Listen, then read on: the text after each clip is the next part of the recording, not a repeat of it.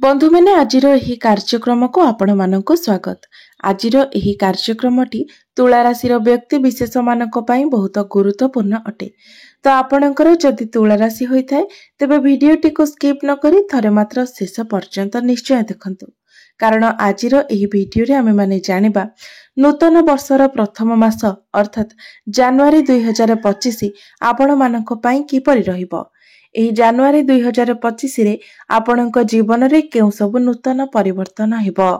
आजिर एही भिडियो रे आमे माने तुला राशि मासिक राशिफल उपरे आलोचना करिबा।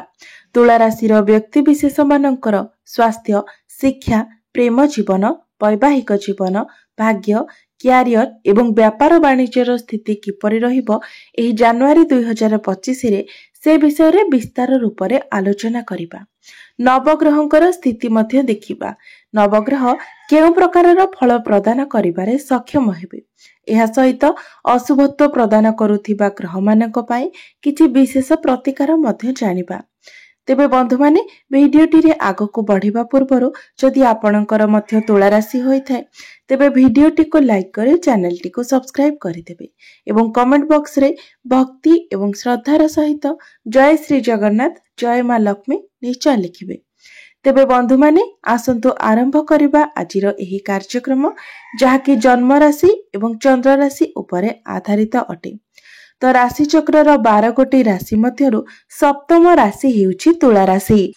तो जनवरी मास आरंभ रे आपणकर द्वितीय भावरे विराजमान अछंती बुध, आपणकर तृतीय भावरे विराजमान अछंती सूर्य, आपणकर पंचम भावरे विराजमान अछंती शुक्रଙ୍କ सहित शनि, षष्ठ भावरे विराजमान अछंती राहु, अष्टम भावरे विराजमान अछंती देवगुरु बृहस्पति, आपणकर दशम स्थान रे विराजमान अछंती मंगल एवं आपणकर द्वादश भावरे विराजमान अछंती केतु।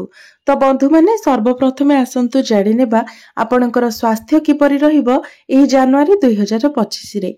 तो कुंडलीर प्रथम भावटी होइताय आपणकर स्वास्थ्यर भाव, आपणकर इम्यूनिटी सिस्टम रो भाव एवं आपणकर प्रथम भावर अधिपति हेउछंती शुक्र, जे कि आपणकर पंचम भावरे मित्रଙ୍କ सहित मित्र राशि रे विराजमान अछंती, अर्थात शनिଙ୍କ सहित पंचम भावरे विराजमान अछंती एवं 28 जनवरी को शुक्र आपणकर षष्ठ भाव को चलन करिवे।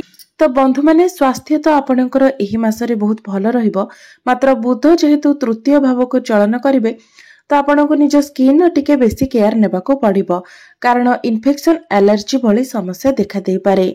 मात्र आपणकर इम्यूनिटी एही मासरे बहुत भलो रहिबो। एबे आसंतु जानिबा आपणकर शिक्षा जीवन किपरि रहिबो एही जनवरी 2025 रे। विद्यार्थी मानक पई किपरि रहिबो एही जनवरी मासटी। तो बंधु माने कुंडलीर पंचम भावटी होइथाय शिक्षार भाव। तो आपणकर पंचम भावरे शनि निजर स्वराशि रे विराजमान अछंती एवं शुक्रଙ୍କ सहित विराजमान अछंती, जे कि आपणकर राशि स्वामी अटंती। तो बंधु माने एही मासरे जदि आपणकर किछि एग्जाम रहिछि तो एग्जाम रे निश्चित भाबरे आपणको बहुत भलो रिजल्ट मिलिबो एवं पाठ पढ़ा को नेकी जदि आपण कोनोसी बड़ डिसिजन नेबा पई चाहुचंती, केउठारे एडमिशन नेबा पई चाहुचंती, पाठ पढ़ा रे आपण जहा भी किछि करबा पई चाहुचंती एही मासटी आपणको अनुकूल फल प्रदान करिवो। एही मासटी आपणको पई बहुत भलो रहिबो। तो आखि बुझी आपण जे कोनोसी डिसिजन नै पारिबे, कारण सेथिरे आपणको लाभ ही प्राप्ति हेबो, कारण एठारे शनिଙ୍କର स्थिति भलो रहिछि एवं शुक्रଙ୍କର स्थिति मध्ये बहुत भलो रहिछि। एबे आसंतु जानिबा आपणकर प्रेम जीवन किपरि रहिबो एही जनवरी 2025 रे। तो बंधु माने कुंडलीर पंचम भावटी शिक्षार भाव हेबा सहित पंचम भावटी मध्ये होइथाय आपणकर प्रेम जीवनर भाव। तो बंधु माने आपणकर पंचम भावरे विराजमान अछंती शनि एवं शुक्र। तो शुक्र हेउछंती आपणकर राशि स्वामी। तो प्रथम भावटी होइथांते आपण निजे एवं पंचम भावटी जेहेतु प्रेमर भाव, तो पंचम भावरु देखा जायते आपणकर पार्टनरकर स्वभाव। तो दुई जनकर अधिपति एका सहित अछंती, अर्थात प्रथम भाव एवं पंचम भावर अधिपति एकाठी अछंती। शनि एवं शुक्र एकाठी पंचम भावरे अछंती, जहा फलरे एही मासरे आपणकर प्रेम जीवन बहुत भलो रहिबो। एमिति कि पूर्वरु जदि आपणक मध्यरे किछि समस्या थिला तेबे से समस्यार मध्य समाधान होइजिवो। आपणक मध्यरे भलो पाइबा बढ़िबो, अंडरस्टैंडिंग भलो रहिबो, आपणक मध्यरे फीलिंग्स मध्य भलो रहिबो एवं पूर्वरु जहा भी किछि मनोमालिन्य थिला से सबु किछिर समाधान होइजिवो। तो प्रेम जीवन एही मासरे आपणकर बहुत भल रहुछि। एबे आसंतु जानिबा आपणकर वैवाहिक जीवन किपरि रहिबो एही जनवरी 2025 रे। तो बंधु माने कुंडलीर सप्तम भावटी होइथाय वैवाहिक जीवनर भाव, आपणकर जीवन साथींकर भाव। तो आपणकर सप्तम भावर अधिपति हेउछन्ति मंगल, जे कि आपणकर दशम भावरे विराजमान अछन्ति एवं नीचस्थ अछन्ति। तेबे 21 जनवरी को मंगल बक्री होई आपणकर नवम स्थान को चलन करिवे। तो आपणकर सप्तम भावर अधिपति नीचस्थ अछन्ति एवं शनिकर दृष्टि आपणकर सप्तम भाव उपरको रहुछि। तो वैवाहिक जीवन तो आपणकर भल रहिबो, मात्र आपणकर लाइफ पार्टनरकर स्वभाव टिके क्रोधी स्वभाव रहिबो। तांको मध्यरे आग्रेशन देखिबाकू पाइबे, किंबा से निजर कामरे अधिक समय व्यस्त रहि पारंती एवं से आपणଙ୍କୁ तांको निज हिसाब रे चलाइबाकू चाहिबे। एहा सहित शुक्र एवं मंगलଙ୍କର षडाष्टक जोग बन, तो आपण छोट छोट कथारे फ्रस्ट्रेट होई जिबे। सेथिबाई निश्चित रूप रे आपण किछि प्रतिकारर अवलंबन करिबा उचित, जहा कि आमे वीडियो शेष रे जानिबा। एबे आसंतु जानिबा सबुठारु महत्वपूर्ण विषय वस्तु आपणकर भाग्य, क्यारियर एवं व्यापार वाणिज्यर स्थिति किपरि रहिबो एही जनवरी 2025 रे। तो बंधु माने कुंडलीर नवम भावटी होइथाय भाग्यर भाव। तो आपणकर नवम भावर अधिपति हेउछन्ति बुध, जे कि आपणकर द्वितीय भावरे विराजमान अछन्ति। तो बुधंकर स्थिति एठारे बहुत भल रहुछि। एहा परे बुध आपणकर तृतीय भाव को चलन करिवे। तो आपण जदि कोनोसी बड़ कार्य करिबा पई चाहुचन्ति, तो जनवरी मास स्टार्टिंग रे करिनेबा ही आपणक पई भल रहिबो। 10 जनवरी पूर्वरु करिनेबा ही आपणक पई भल रहिबो, कारण तापरे बुधंकर स्थिति बहुत भल रहिबो नाही कि बहुत खराब मध्य रहिबो नाही।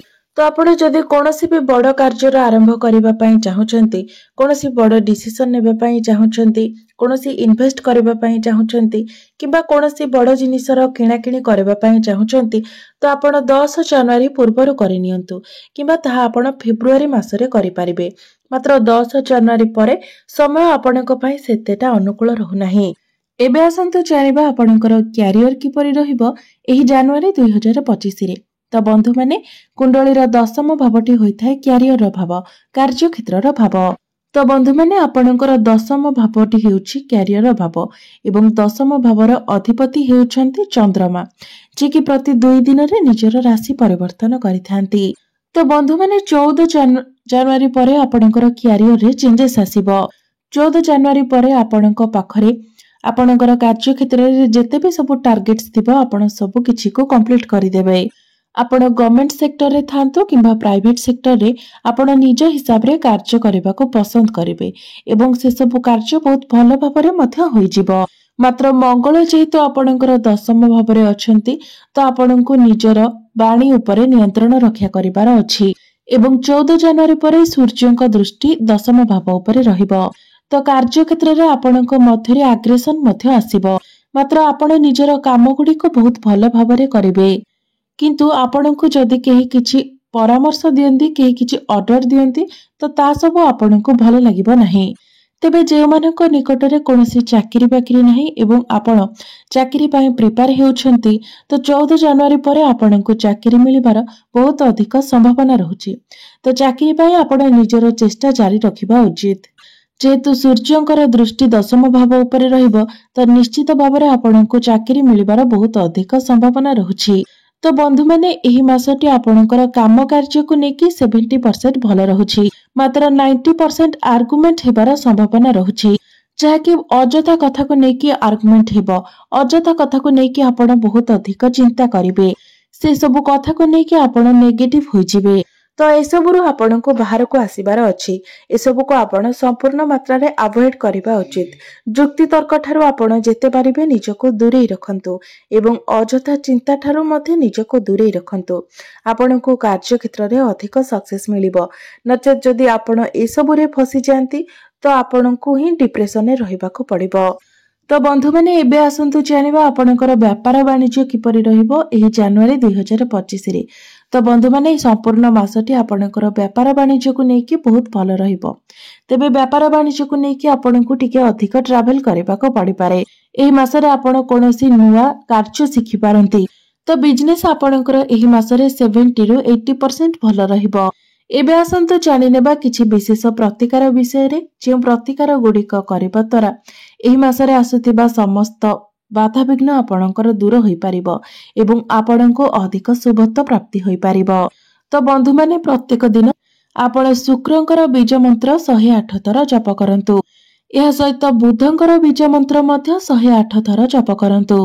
यह सहित प्रत्येक दिन आपण हनुमान चालीसार पाठ करबा सहित प्रत्येक दिन उदित सूर्य को तंबा पात्र रे जलार्घ्य मध्य अर्पण करंतु।